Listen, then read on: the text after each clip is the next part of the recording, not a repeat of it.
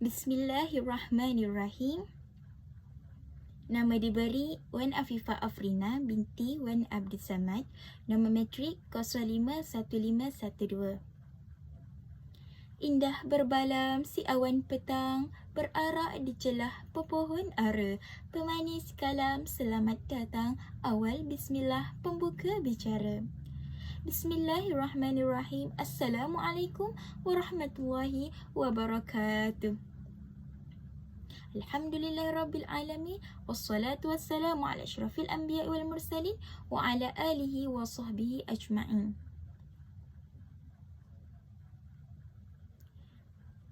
Sekalung apresiasi saya hulurkan buat yang dihormati Ustaz Ahmad Saharuddin bin Tahar dan semua rakan seperjuangan sekalian. Tuan-tuan dan puan-puan yang dihargai lagi dikasihi, tajuk pengucapan awam saya pada hari ini adalah berkaitan dengan isu semasa yang masih hangat diperkatakan, iaitu isu berkenaan dengan coronavirus, peringatan daripada Tuhan. Tajuk ini diambil kerana ia merupakan suatu isu yang masih hangat diperkatakan dan dibincangkan di dalam negara kita. Baru-baru ini kita semua dikhabarkan dengan suatu isu yang mana sangat membimbangkan keadaan seluruh umat manusia di segenap pelosok dunia, iaitu isu berkenaan dengan coronavirus yang berlaku di Wuhan, China. Apa itu coronavirus? Menurut Kementerian Kesihatan Malaysia KKM, coronavirus adalah satu family virus yang akan menjangkiti saluran pernafasan, manakala novel coronavirus merujuk pada spesies baru virus dalam family coronavirus yang belum ditemui ada pada manusia. Coronavirus merupakan sejenis kuman yang belum pernah ditemui sebelum ini. Seperti yang sudah diketahui, coronavirus ini datangnya dari Wuhan, China pada 31 Disember 2019 dan menyebabkan negara China mengalami keadaan yang kacau bilau. Dan virus ini juga menyebar dengan cepat dan baru-baru ini banyak kematian telah direkodkan dari semasa ke semasa. Menurut Datuk Dr. Daniel Zainal Abidin mengatakan terdapat hipotesis yang mengatakan punca berlakunya coronavirus ini adalah ianya datang dari kedai yang menjual daging eksotik di Wuhan yang dikenali sebagai Pasar Wanan. Di pasar ini mereka menjual daging kelawar, daging ular dan sebagainya. Selain itu, hipotesis awal mengatakan ia terhasil dari pemakanan. Ini bermaksud seseorang itu memakan daging ular dan ada yang memakan daging kelawar yang ada padanya virus ini. Pada asalnya, virus ini datangnya dari haiwan, dan apabila seseorang manusia itu makan makanan tersebut, virus itu masuk ke dalam badan manusia. Akhirnya manusia itu mudah untuk menjangkiti manusia lain. Hadirin yang dihormati sekalian, apa yang ingin saya katakan di sini adalah apa yang dilakukan oleh mereka di Wuhan, China adalah bertentangan sekali dengan ajaran Islam. Seperti yang saya telah perkatakan sebentar tadi, berkenaan dengan makanan yang dimakan oleh mereka yang menyebabkan berlakunya coronavirus ini. Apa yang kita sedia maklum, Islam adalah agama yang mementingkan aspek kesihatan dan pencegahan penyakit. Islam juga melarang umatnya untuk memakan haiwan liar yang mendatangkan penyakit, termasuk makanan eksotik, kerana ia mungkin pembawa penyakit, sekaligus mampu menjangkiti manusia dan membunuh. Firman Allah Subhanahu wa Ta'ala, diharamkan bagimu memakan bangkai, daging, darah, daging babi, daging haiwan yang disembelih atas nama selain Allah, yang tercekik, yang terpukul, yang jatuh, yang ditanduk dan diterkam binatang buas, kecuali yang sempat kamu menyembelihnya. Dan diharamkan bagimu yang disembelih untuk berhala. Surah Al-Ma'idah ayat 3.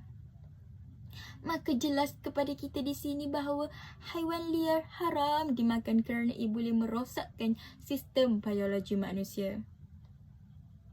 Kini, Wuhan adalah kota pertama yang terjadinya virus yang melanda dunia pada hari ini. Hal ini terjadi mungkin disebabkan oleh budaya mereka yang gemar menikmati cuaca eksotik tanpa mengira sesetengah binatang liar pembawa kepada virus tertentu. Berdasarkan suatu hadis yang bermaksud Rasulullah sallallahu alaihi wasallam melarang memakan setiap binatang buas yang bertaring dan setiap jenis burung yang mempunyai kuku yang mencengkam. Hadis riwayat Muslim dan Abu Daud. Larangan ini mengandungi hikmah untuk penjagaan kesihatan manusia dan penjagaan sistem biologi mereka agar tidak dirosakkan oleh virus yang mungkin timbul daripada haiwan liar ini.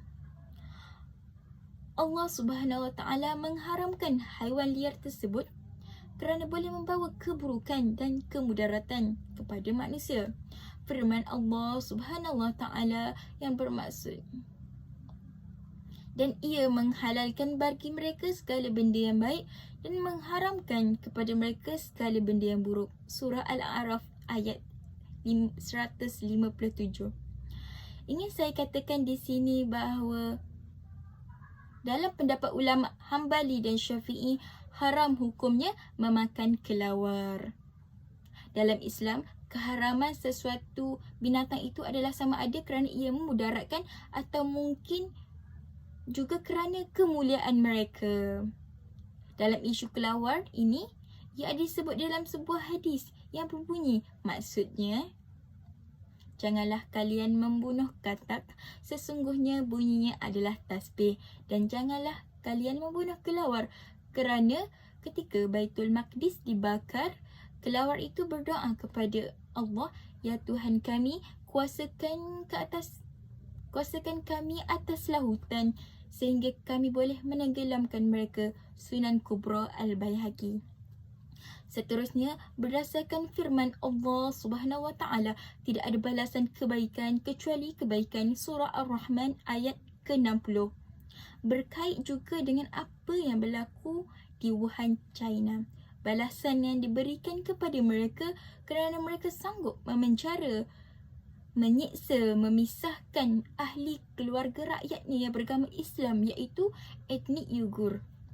Ini juga adalah mungkin satu bencana bagi mereka yang menyiksa umat Islam Uyghur tanpa belas kasihan hanya disebabkan mereka itu umat Islam. Bukan saja umat Islam etnik Uyghur dizalimi, malah ajaran Islam dihalang dari terus diamal oleh etnik Uyghur ini.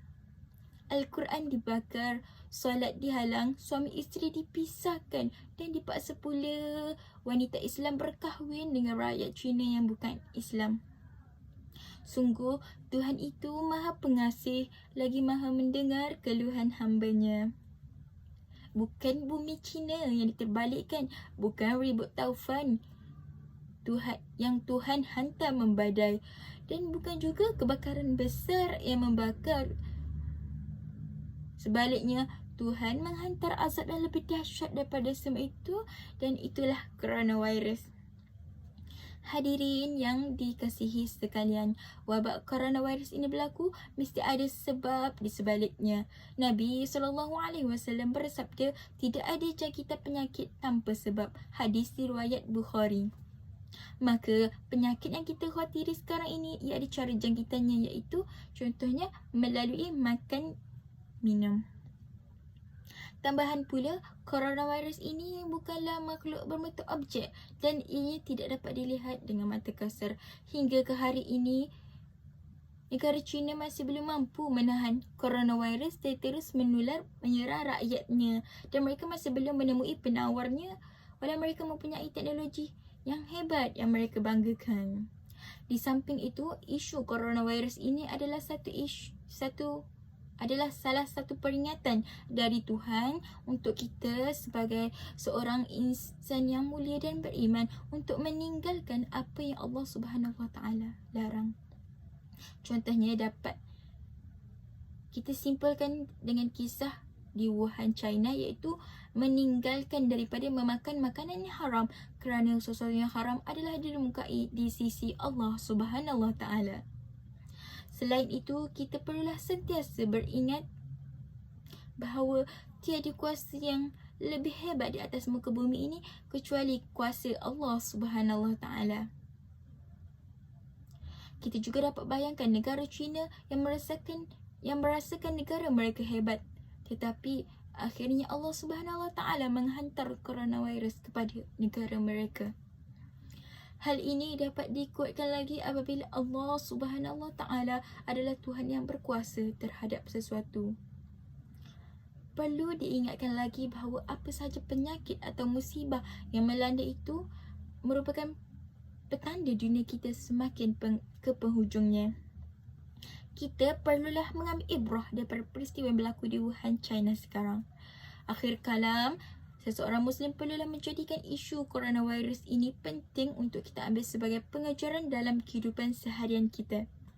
Perlulah kita ingat bahawa semua benda di atas muka bumi ini hanyalah milik mutlak Allah Subhanahu Wa Taala dan manusia adalah insan yang paling lemah dan tidak berkuasa terhadap apa-apa. Saya sudahi ucapan saya dengan serangkap pantun. Bunga dedap di atas para, anak dusun pasang pelita. Kalau tersilap tutur bicara, jemari disusun, maaf dipinta. Sekian, wabillahi taufiq wal hidayah. Wassalamualaikum warahmatullahi wabarakatuh.